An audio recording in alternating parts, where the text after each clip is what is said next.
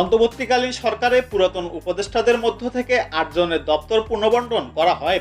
স্বরাষ্ট্র মন্ত্রণালয় ও কৃষি মন্ত্রণালয়ের দায়িত্ব দেওয়া হয়েছে লেফটেন্যান্ট জেনারেল অবসরপ্রাপ্ত জাহাঙ্গীর আলম চৌধুরীকে। আর স্বরাষ্ট্র মন্ত্রণালয়ের দায়িত্ব থেকে সরিয়ে ব্রিগেডিয়ার জেনারেল অবসরপ্রাপ্ত এম শাকওয়াত হোসেনকে দেওয়া হয়েছে বস্ত্র ও পাট মন্ত্রণালয়ের দায়িত্ব। স্বরাষ্ট্র মন্ত্রণালয় থেকে সরিয়ে দেওয়া এম শাকওয়াত হোসেন বলেন, এতে মন খারাপের কিছু নেই, আলহামদুলিল্লাহ, আমার যতটুকু করার সাধ্য ছিল করে আসছি। বস্ত্র ও পাট মন্ত্রণালয়ের উপদেষ্টা করা প্রসঙ্গে এম শাকওয়াত হোসেন বলেন, এখন যেখানে দিয়েছে সেখানে কাজ করতে পারলে করব, আর অপারগ হলে চলে যাব। এক প্রশ্ন জবাবে স্বরাষ্ট্র উপদেষ্টা বলেন, আওয়ামী লীগকে বলবো এমন কিছু করবেন না যাতে জীবন বিপন্ন হয়।